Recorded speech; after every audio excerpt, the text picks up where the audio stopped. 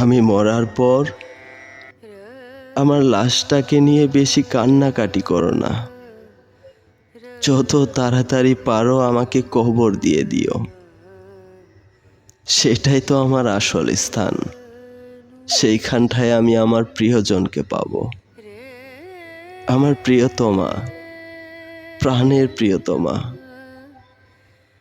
প্রিয় দর্শক, আমাদের আজকের গল্পটি অসম্ভব সুন্দর হতে চলেছে, তো অবশ্যই গল্পটি সম্পূর্ণ শুনবেন। আর প্রতিনিয়ত এই ধরনের ভিডিও পেতে অবশ্যই আমাদের চ্যানেলটি সাবস্ক্রাইব করে আমাদের সাহায্য করবেন। চলুন শুরু করি।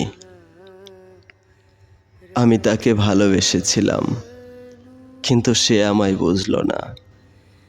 আমার ভালোবাসার কোনো মূল্য দিল না। আমাকে ব্যথা দিয়ে সে অন্যের ঘরে চলে গেল।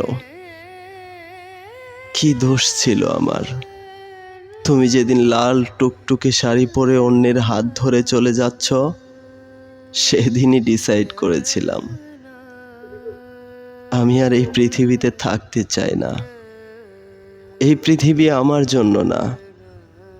যাকে ভালোবেসে বাঁচতে চেয়েছিলাম, যার হাতটি ধরে সারাটি জীবন কাটাতে চেয়েছিলাম, সেই যখন আমায় ব্যথা দিয়ে চলে গেল, তাহলে আর বেঁচে থেকে কি লাভ বলো? মনে আছে তোমার প্রিয় সেই রাতের কথা? চারপাশটা কতই না মধুর ছিল।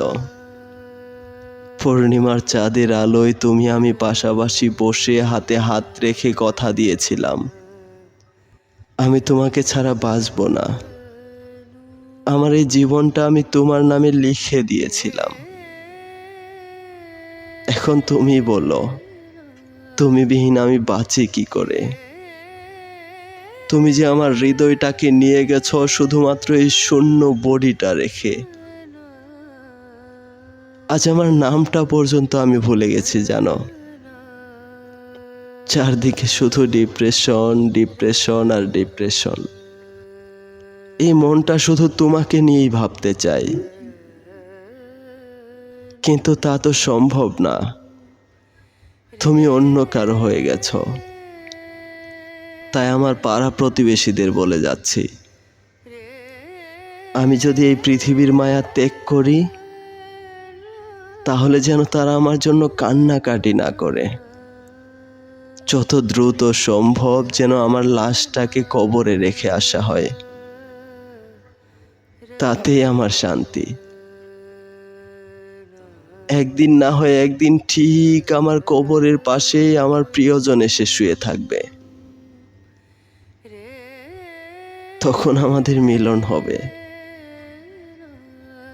আমার এই ভালোবাসা কখনো বৃথা যাবে না, বিশ্বাস করো, কখনো বৃথা যাবে না। ভালো থেকো তুমি, সুখে থেকো। চলে যাচ্ছি আমি এই পৃথিবীর মায়া ত্যাগ করে।